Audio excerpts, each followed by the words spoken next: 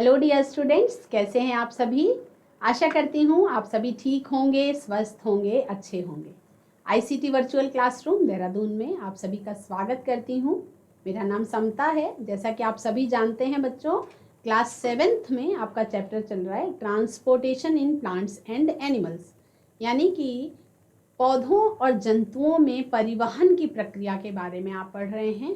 तो इसके पिछले भाग में, पिछले सेशन में हमने ब्लड के बारे में सब कुछ पढ़ लिया है। आप सभी को पता है, मैंने बताया था कि जो भी हमारा परिवहन तंत्र है, यानी हमारे शरीर में जो भी पदार्थों का आवागमन हो रहा है, उसके लिए ब्लड जो है वो बहुत बड़ी भूमिका अदा करता है। जैसे हम सांस लेते हैं तो केवल हम सांस अपनी नाक से, हमने पिछले क्लास में, पिछले चैप्टर में, इस क्लास के जीवों में श्वसन चैप्टर पढ़ा था।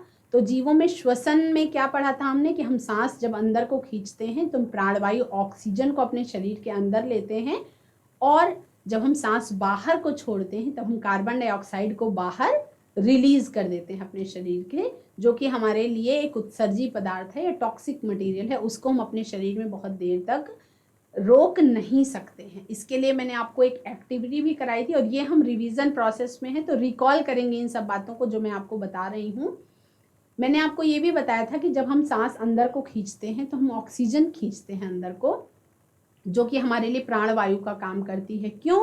क्योंकि ऑक्सीजन के कारण ही हम जो खाना खाते हैं उसमें मौजूद पोषक तत्व जो ग्लूकोज के रूप में है, उसका ब्रेक डाउन होता है और हमें बहुत सारी ऊर्जा मिलती है, एनर्जी मिलती है, जिससे हम अपने रोजमर्रा के काम कर पाते हैं। जैसे आप स्कूल आ रहे हैं और मैं आपको पढ़ा रही हूँ, ये काम भी करने के लिए हमें क्या चाहिए? ऊर्जा चाहिए। तो जो भी साइंस है बच्चों, पूरा एक दूसरे से कनेक्टेड है। हमारा जो शरीर है उसमें अलग अलग अंग हैं, लेकिन हर एक अंग का एक दूसरे से काम पड़ता रहता है। अकेला ही कोई काम नहीं हो सकता है, उसके लिए कोऑर्डिनेशन जरूरी है ना। तो कोऑर्डिनेशन के बारे में हम अगले क्लास में पढ़ेंगे। अभी इस चैप्टर में हमें क्या पढ़ना है कि हमारे शरीर में किस तरह से जो भी आवश्यक पदार्थ हैं उनका परिवहन कैसे होता है। हमने पिछले सेशन में ब्लड का पूरा कंप्लीट किया कंटेंट। वो कॉन्सेप्ट आपका क्लियर हो गया है कि ब्लड जो है वो हमारे शरीर में, ब्लड जो है वो टॉक्सिक मटेरियल्स जैसे कि कार्बन डाइऑक्साइड को भी कैरी करता है, और हमारे शरीर में प्रोटीन्स को भी कैरी करता है। ब्लड हमारा हार्मोन्स को भी कैरी करता है, और ब्लड हमारा न्यूट्रिएंट्स को भी, पोषक तत्वों को भी कैरी करता है। और इसी का परिवहन हमारे शरीर में ब्लड के द्वारा होता है। ब्लड के कंपोनेंट्स के बारे में मैं आपको बता चुकी हूँ कि ब्लड जो है वो प्लाज्मा और ब्लड कार्पसिल्स, यानी कि प्लाज्मा और रक्त कणिकाओं से मिलकर के बना हुआ है। प्लाज्मा जो है वो 90% भाग उसका जल है, और 10% भाग में उसके पास और चीज़ें हैं, आपका न्यूट्रिएंट्स हैं, प्रोटीन्स हैं, हार्मोन्स हैं।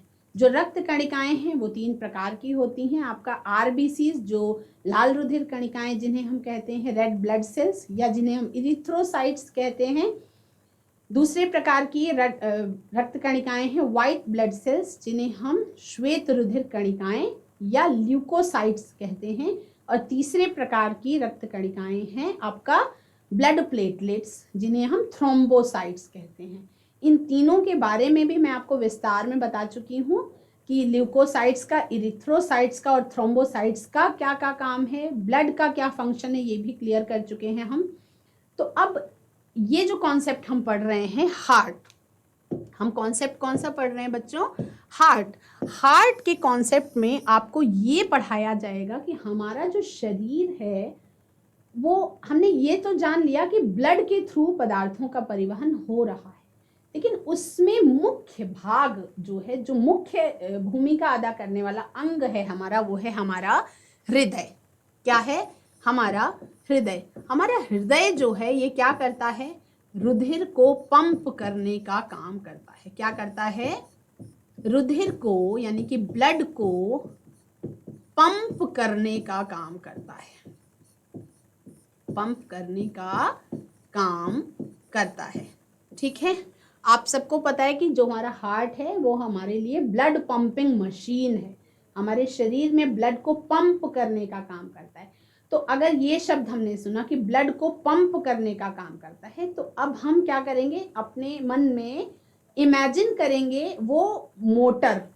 हमारे घरों में भी क्या होता है, ज़मीन के अंदर पानी है और छत की टंकी में पानी चढ़ाना है, तो कैसे चढ़ता है ना। अगर आप पाइप डाल दीजिए, डायरेक्ट ज़मीन में एक पाइप है और वो छत की टंकी में भी कनेक्टेड है, तो क्या पानी अपने आप बिना किसी प्रेशर के नीचे से ऊपर तक जा सकता है? नहीं जा सकता। उसके लिए हमें बीच में मोटर अटैच करनी पड़ती है, और जैसे ही हम मोटर ऑन करते हैं या अटैच करते हैं तो क्या होता है, मोटर ज़मीन से पानी को खींच करके उसी प्रकार का काम जो है बच्चों वो हमारा हार्ट करता है। हमारा हार्ट क्या करता है, हमारा हार्ट भी हमारे शरीर में मौजूद जो ब्लड है उस ब्लड को क्या करता है, पंप करने का काम करता है। जिस प्रकार से पानी की मोटर पानी को ज़मीन से छत की टंकी तक पहुंचाने का काम करती है, ठीक उसी प्रकार से हमारे शरीर में मौजूद जो भी रुधिर है, ब्लड है, जो हमारे पूरे शरीर में फ्लो होता रहता है, तो हमारे शरीर में फ्लो कैसे होता है उसके लिए पंपिंग मशीन के तौर पर हमारा हृदय काम करता रहता है। और हृदय जो है वो निरंतर बिना रुके जीवन पर्यंत काम करता रहता है। जीवन पर्यंत काम करता है। और वो काम कौन सा है बच्चों, वो काम का है ब्लड पंपिंग का। हृदय क्या करता है, हमारे शरीर को ब्लड जो है, हमारे शरीर में जो ब्लड मौजूद है उसको पंप करने का काम करता रहता है। और जब पंप करने का काम करता रहता है तो उससे क्या होता है, हमारे पूरे बॉडी में ब्लड का फ्लो जो है वो बना रहता है। क्लियर, समझ में आया? इतना जितना मैंने अभी तक आपको बताया, आई होप सभी बच्चों का क्लियर हो गया होगा। हम यदि मनुष्यों की बात करें, in human beings the heart is a muscular organ. जो हमारा हार्ट है ये एक मांसपेशियों से बना हुआ अंग है, और जो वॉल्स होती हैं हार्ट की वो एक स्पेशल टाइप की मसल्स से बनी हुई होती हैं, एक विशेष प्रकार की मांसपेशियों से बनी हुई होती हैं जिन्हें हम मायोकार्डियम कहते हैं। जब ये कॉन्ट्रैक्ट करती हैं और रिलैक्स करती हैं रिदम में, एक मतलब एक उनकी लय होती है। जैसे आप कभी भी, आप सभी को पता है कि हमारी चेस्ट कैविटी में लेफ्ट साइड की तरफ झुका हुआ हमारा हार्ट होता है, हल्का सा बाईं तरफ झुका हुआ होता है, बीच सेंटर से हल्का सा बाईं तरफ को झुका हुआ होता है। वहां पे आप अपने हाथ को रख करके आप फील कर सकते हैं, है ना। आपके जो हृदय की धड़कन है, आपके जो दिल की धड़कन है, वो हम जो भी हम सचमुच में हार्ट शेप बचपन से देखते आए हैं बच्चों, एक्चुअल में हमारा हार्ट वैसा बिल्कुल भी नहीं होता। वो केवल शो करने के लिए अपनी भावनाओं को उस तरीके का शेप दिया जाता है, लेकिन जो हमारा एक्चुअल हार्ट है, जो हमारा ओरिजिनल वास्तविक जो हृदय है, वो बिल्कुल ऐसा होता है। उसका जो टीएस है, उसकी अनुप्रस्थ काट बिल्कुल ऐसी दिखाई पड़ती है। तो हमारा जो ये वाला हार्ट है, ये हार्ट गलत है, ये केवल प्रतिरूप है, ये केवल प्रतिरूप है ना। ये ओरिजिनल हार्ट नहीं है। ओरिजिनल हार्ट, वास्तविक हृदय जो है वो कैसा है, वास्तविक हृदय कुछ ऐसा है। पहला पॉइंट तो ये, बहुत छोटे बच्चे हैं तो एक कंफ्यूजन क्लियर करेंगे। हमारा जो ओरिजिनल हार्ट है वो ऐसा दिखाई पड़ता है, ये केवल प्रतिरूप है। जो आपको हर जगह बचपन से आपने हार्ट शेप जब सुना तो आपने ये चीज इमेजिन करी, है ना। ये आया कैसे होगा, आप यहाँ पे देख पा रहे हैं। अगर इसको हम समझें, है ना, तो थोड़ा सा कुछ ऐसा शेप आ रहा है, तो प्रतिरूप के लिए इसको कर दिया गया।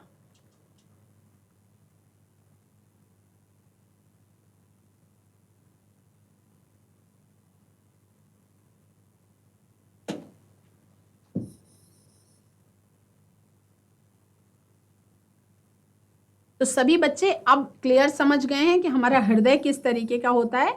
तो अभी जो हम ग्रीटिंग कार्ड्स बनाते समय या किसी को कुछ शो करते समय अपनी भावनाओं को जो शेप बना देते हैं, वो ओरिजिनल नहीं है।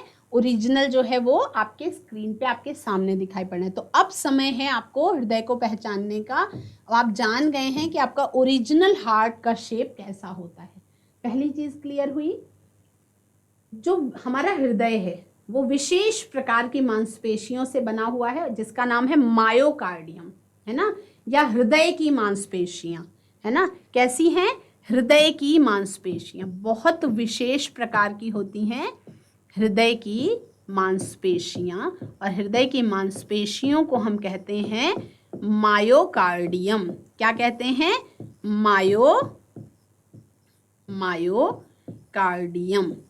ध्यान से सुनते हुए समझेंगे बच्चों तो हम आगे बढ़ते जाएंगे। ये जो डायग्राम आप स्क्रीन पे देख पा रहे हैं इसमें आपने देखा कि आपका जो हृदय है आपका और मेरा एक जैसा ही है। सबका हार्ट शेप जो है वो एक जैसा ही है।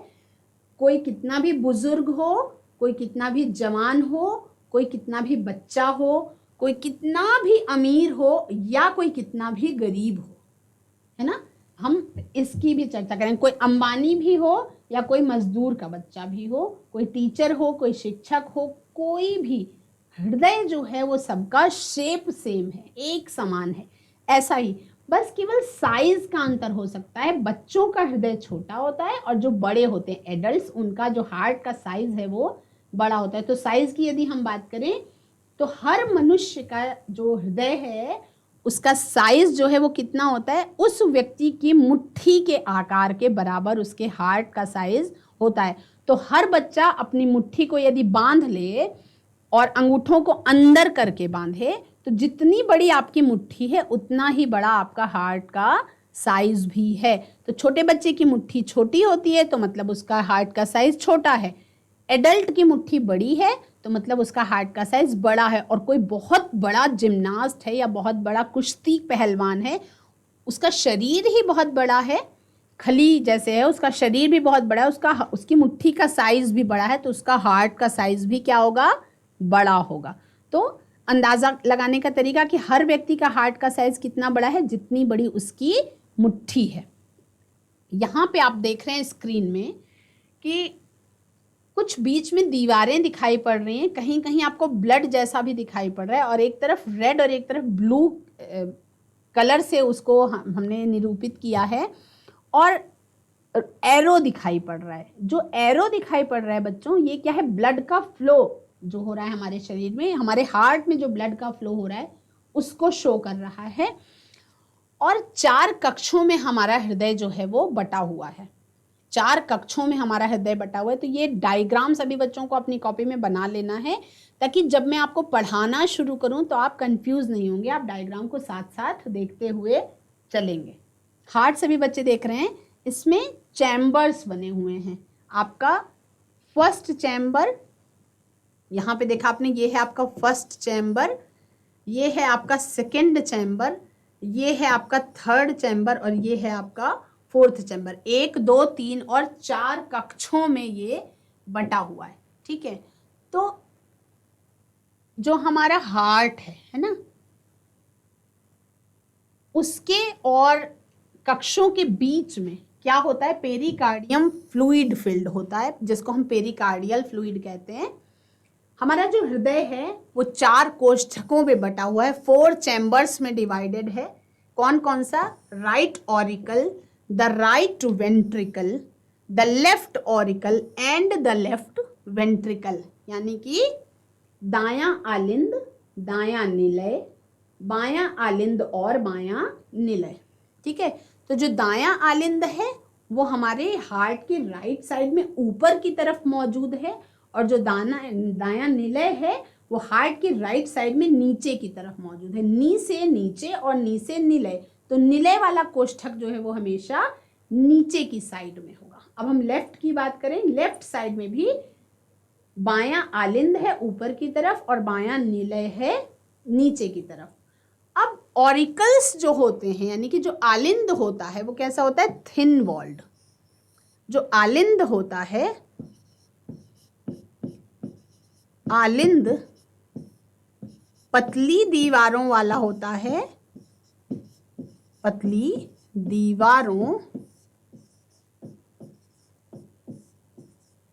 वाला होता है और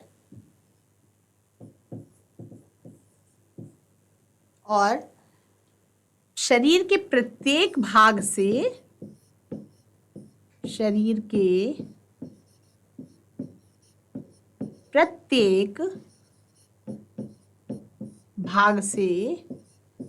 रुधिर को क्या करता है, ग्रहण करता है, रुधिर को ग्रहण करता है या कह सकते हैं खींचता है। ग्रहण करता है या हम कह सकते हैं खींचता है। तो मतलब जैसे हमने मोटर पंप लगाया तो जमीन से पानी खींच रहा है, क्या, आलिंद। उसी तरह से जो हमारे शरीर में, हमारे हार्ट में जो आलिंद वाला पार्ट है, ये पतली दीवारों वाला होता है और बॉडी के हर एक भाग से ब्लड को क्या करता है, अपनी तरफ को खींचता है, ग्रहण करता है, ठीक है। तब वो ब्लड पंप करके फिर पूरे शरीर में सप्लाई होगा। तो जब ब्लड को ग्रहण कर रहा है तो आप सभी को पता है कि जब वो ब्लड को ग्रहण करेगा तो क्या होगा, वो डीऑक्सीजनेटेड ब्लड होता है, यानी कि वो ब्लड कार्बन डाइऑक्साइड युक्त होता है। द लोअर टू चैम्बर्स यानी नीचे वाले दोनों कोष्ठक, जिन्हें हम निलय कहते हैं, have thick walls and they pump blood out of the heart. जो दोनों नीचे वाले कोष्ठक हैं, नीचे वाले दोनों कोष्ठक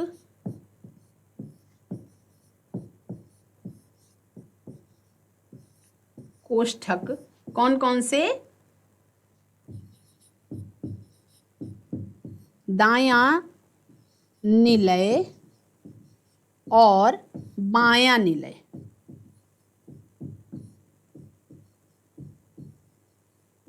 ये दोनों क्या करते हैं, ये क्या करते हैं कि ब्लड को पंप करते हैं, हृदय से बाहर भेजते हैं। क्या करते हैं, ये दोनों ब्लड को पंप करके,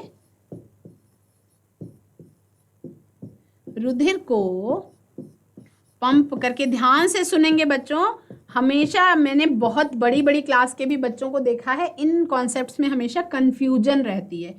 तो मैं आपको हिंट्स के साथ बता रही हूँ, इसको आपको नोट ज़रूर करना है ताकि आपको एक बार पढ़ने के बाद बार बार भूले नहीं, है ना। बायां निलय और दायां निलय दोनों क्या करते हैं, रुधिर को पंप करके हृदय के बाहर की तरफ भेजते हैं, हृदय से बाहर की तरफ भेजते हैं और पूरे शरीर में फिर उसी ब्लड की क्या हो जाती है, सप्लाई हो जाती है, तरफ भेजते हैं। क्लियर हो गया सभी बच्चों को। The flow of blood is from the auricles to the ventricles, but blood can not flow from one auricle to another और from one ventricle to another because a muscular wall separates the left side from the right side। अब blood pump तो होता है लेकिन auricles से ventricles में जाता है, लेकिन ऑरिकल से वेंट्रिकल में जाता है, लेकिन ऑरिकल से डायरेक्ट दूसरे वेंट्रिकल में नहीं जा सकता। कैसे, इसको हम ये डायग्राम के माध्यम से देखें, क्लियर समझ में आएगा आपको। यहाँ पे देख रहे हैं कि ब्लड जो है राइट एट्रियम से एंटर कर रहा है, यहाँ पे देख रहे हैं राइट एंट्रियम से ये एंटर कर रहा है ब्लड ने एंटर किया, तो क्या ये डायरेक्ट लेफ्ट साइड जा सकता है, नहीं जा सकता। ये क्या होगा, ये वही वाला ब्लड यहाँ पे फिर अंदर की तरफ आया, यहाँ से घूमा ऊपर की तरफ गया, अब रास्ता उसका ये बाहर निकल गया। यहाँ से क्या देख रहे हैं आप, लेफ्ट एट्रियम में यहाँ पे एंट्री हुई ब्लड की, यहाँ पे आया ब्लड, है ना। तो इस तरह से देख पा रहे हैं कि जो ब्लड फ्लो, इसके बीच में क्या है, यहाँ पे देखिए ना, पार्टीशन है, यहाँ पे पार्टीशन है, यानी कि जो कोष्ठक हैं वो अलग अलग दीवारों से बंटे हुए हैं। हाँ, एक पूरा थैला नहीं है, अलग अलग कोष्ठक हैं, इसीलिए उनको हम अलग अलग कोष्ठक कहते हैं, है ना। तो क्या समझा आपने कि ऑरिकल्स से वेंट्रिकल्स तक ब्लड फ्लो जो है वो एक ऑरिकल से दूसरे तक या एक वेंट्रिकल से दूसरे वेंट्रिकल तक डायरेक्ट नहीं जा सकता, क्योंकि उसके बीच में एक मांसपेशियों की बनी हुई दीवार होती है, मस्कुलर वॉल होती है, जो लेफ्ट साइड को राइट साइड से सेपरेट करने का काम करती है ना। क्या समझा आपने कि हर कोष्ठक में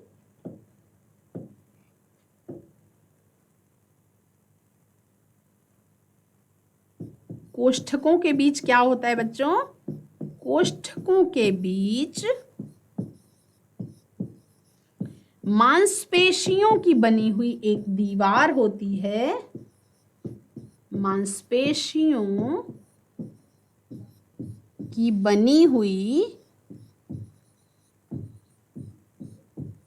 एक दीवार होती है।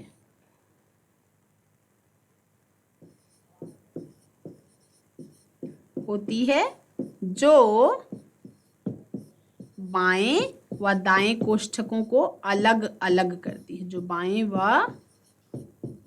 दाएं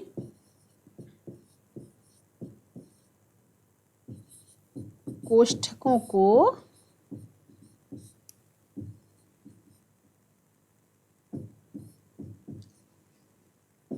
अलग अलग करती है। एकदम क्लियर हो गया सभी बच्चों को? अब ये अगर क्लियर हो गया है ना, अब हमारे हार्ट में हमने कोष्ठकों के बारे में बात कर दी। अब हमारे हार्ट में वॉल्व होते हैं। क्या होते हैं? वॉल्व होते हैं। बहुत बार आपने सुना होगा कि हार्ट का वॉल्व चेंज कराना पड़ा, है ना। हमारा हार्ट जो है वो निरंतर जन्म से लेके मृत्यु तक हमारे लिए ब्लड पंप करता रहता है। तो कभी कभी जैसे हमारे घर की मोटर कभी कभी खराब हो सकती है बच्चों, तो हमारे हार्ट में भी कोई ना कोई प्रॉब्लम आ सकती है कभी ना कभी। कभी कोई कोई ब्लड वेसल है ब्लॉक हो जाए, या कोई वॉल्व खराब हो जाए, कोई भी इशू हो सकता है। जैसे मशीनें खराब होती हैं, तो हमारे शरीर के अंदर भी क्या है, बहुत सारी मशीनें ही हैं जो हमारे लिए काम कर रही हैं। तो हमारे शरीर में जो हार्ट है उसमें वॉल्व्स मौजूद होते हैं। तो हमारे शरीर के हार्ट में कितने तरीके के वॉल्व है, मनुष्यों में कितने तरीके के वॉल्व्स पाए जाते हैं, उसके बारे में हम जानेंगे।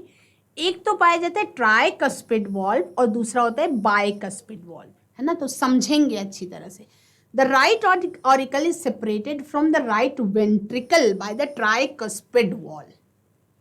यानी कि जो हमारा दायां आलिंद है वो दाएं निलय से कैसे अलग है?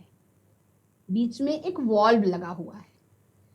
अब हम बिल्कुल जैसे आपका ये हार्ट है ना, हमने ये हार्ट देखा, तो हार्ट में ऊपर की तरफ है सिर्फ दायां आलिंद है इस तरह से।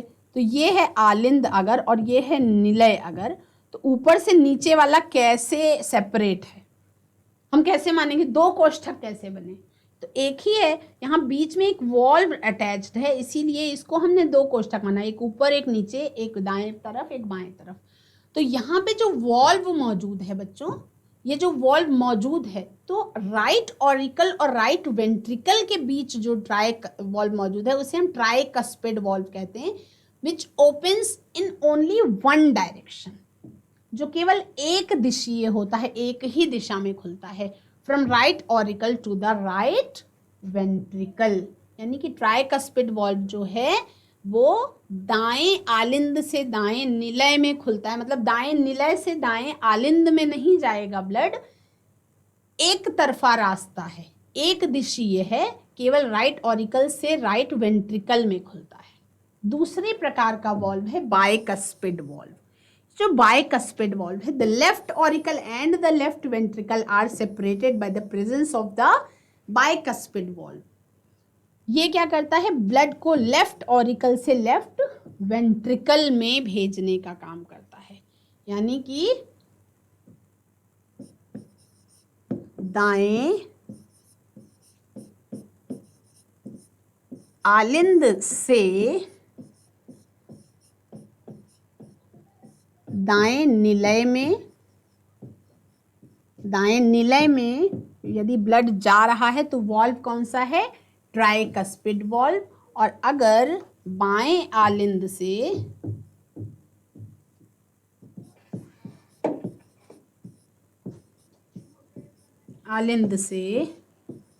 बाएं निलय में जा रहा है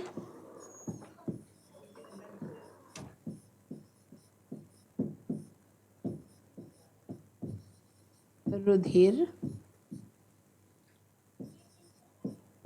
का जाना किससे होता है? बाइकस्पिड वॉल से।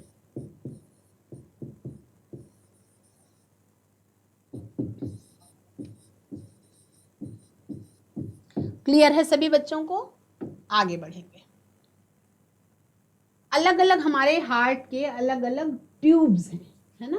हमारी हार्ट में अलग अलग बहुत सारे तरीके की ट्यूब्स हैं जिन्हें हम रक्त वाहिकाएं कहते हैं, ब्लड वेसल्स कहते हैं। तो हम blood vessels of the heart जानेंगे, यानी हमारे हृदय में कितनी प्रकार की रक्त वाहिकाएं हैं। हमें लगता है कि हमारे शरीर में केवल एक ही तरीके की ट्यूब्स हैं जिसमें लगातार खून बह रहा है, लेकिन ये गलत है। हमारी जो सोच है ये गलत है।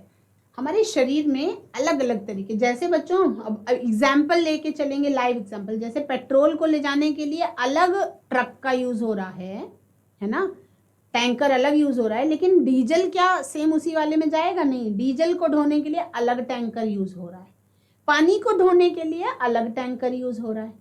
ठीक उसी प्रकार से हमारे शरीर में भी अलग अलग प्रकार का ब्लड है, तो उसको ले जाने के लिए, उसके परिवहन के लिए अलग अलग प्रकार की ट्यूब्स का यूज हो रहा है। कौन कौन सी हैं और उनमें क्या क्या बहता है उसके बारे में भी हम बात करेंगे। होती है वेना कावा। क्या होती है? होती है vena cava. These are the large veins that carry deoxygenated blood from the whole body to the heart. Vena cava होती है जो बहुत बड़ी बड़ी वेन्स होती हैं, शिराएं होती हैं, जो डीऑक्सीजनेटेड ब्लड को, यानी कि अशुद्ध रक्त को, डीऑक्सीजनेटेड ब्लड का मतलब है CO2 वाला, अशुद्ध रक्त जो बिना ऑक्सीजन वाला है या जिसमें कार्बन डाइऑक्साइड मौजूद है, पूरे शरीर से इकट्ठा करके हार्ट तक पहुंचाती हैं। Superior vena cava bring deoxygenated blood from the upper parts of the body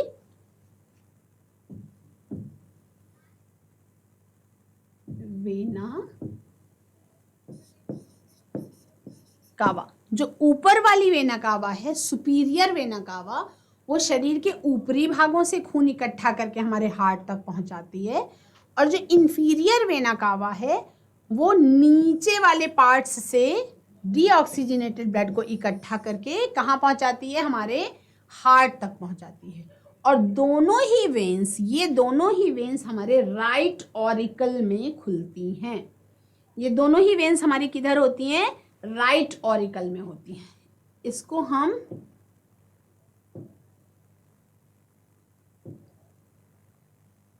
यहां पे देखेंगे। Vena cava from upper body और vena cava from lower body. Upper body से, ऊपर वाली बॉडी से ब्लड लेके अंदर लेके जा रही है, और यहाँ पे ये देख रहे हैं राइट एट्रियम में ही दोनों खुल रही है। कहाँ खुल रही है? दोनों ही राइट एट्रियम में खुल रही है।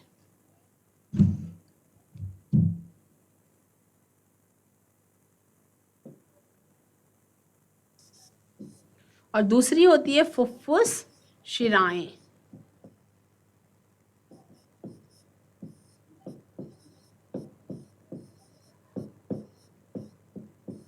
फुफ्फुस धमनी क्या होती है?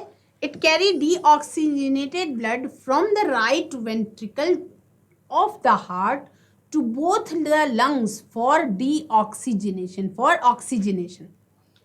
फुफ्फुस धमनी क्या होती है? ये डीऑक्सीजनेटेड ब्लड को, यानी कि अशुद्ध रक्त को, हमारे राइट वेंट्रिकल से लेकर के हमारे फेफड़ों तक ले जाती है। क्लियर है?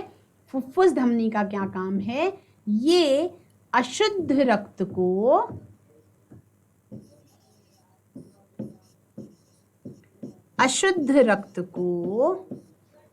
राइट वेंट्रिकल, यानी कि दाएं निलय से कहां पे पहुंचाने का काम करती है? दोनों फेफड़ों तक, दोनों फेफड़ों तक।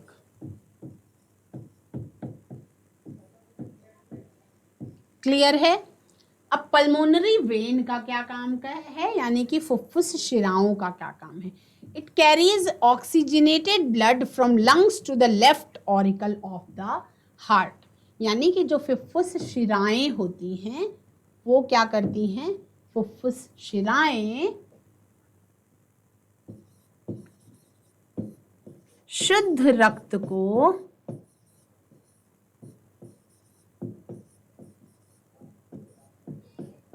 फेफड़ों से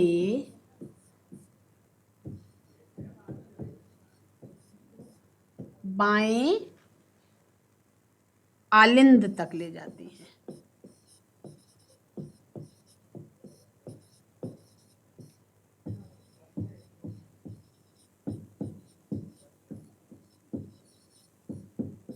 क्लियर? सभी बच्चों को समझ में आ गया? एक पॉइंट और बचा है जिसे हम कहते हैं एओर्टा। हम ब्लड वेसल्स की बात कर रहे हैं। मैं आपको पहले ही बोल रही थी कि अलग अलग बहुत तरीके की ट्यूब्स हैं जो अलग अलग प्रकार का रक्त कैरी करती हैं।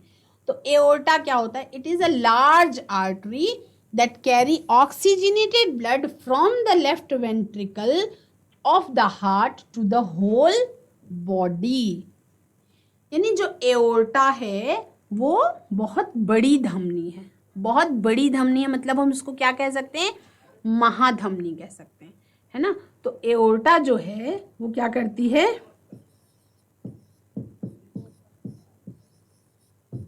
बड़ी धमनी है जो शुद्ध रक्त को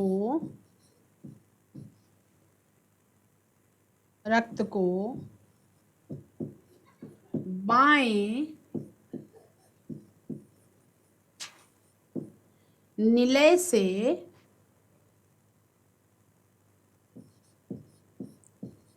संपूर्ण शरीर में पहुंचाती है।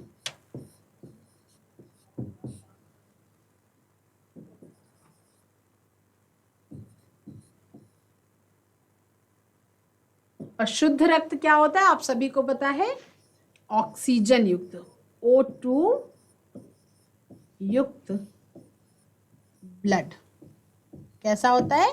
शुद्ध रक्त होता है। तो आई होप कि सभी बच्चों का ये जो वेसल्स वाला पार्ट, आई होप सभी बच्चों का ये ब्लड वेसल्स वाला पार्ट जो है वो क्लियर हो गया होगा। मैंने बहुत अच्छी तरह से समझा दिया है और आप सभी को नोट करने के लिए भी बोला था कि साथ साथ आप सभी इसको नोट कर लेंगे बच्चों। बिल्कुल बिना घबराए हुए, बिना कंफ्यूजन क्रिएट हुए अगर हम स्टेप बाय स्टेप कोई चीज़ समझते हैं तो आप फिर कभी उन चीज़ों को भूलते नहीं हैं। ठीक है? आपने जो वास्तविक हमारा हृदय है वो और जो आपको प्रतिरूप दिखाई पड़ता है हमेशा हर जगह पे, वो उसमें भी अंतर आपने आज जाना। आज की क्लास में आप सभी ने बहुत मन लगा के पढ़ा, उसके लिए बहुत बहुत धन्यवाद। आप सभी को दीपों के त्यौहार दिवाली की बहुत सारी शुभकामनाएं। आज के क्लास में इतना ही बच्चों। अगले सेशन में हम त्यौहार के बाद फिर से मिलेंगे और फिर ये हार्ट का कॉन्सेप्ट मैं आपका हल्का से रिवाइज करके आगे क्लियर कराऊंगी। That's all for today. Have a nice day. Take care.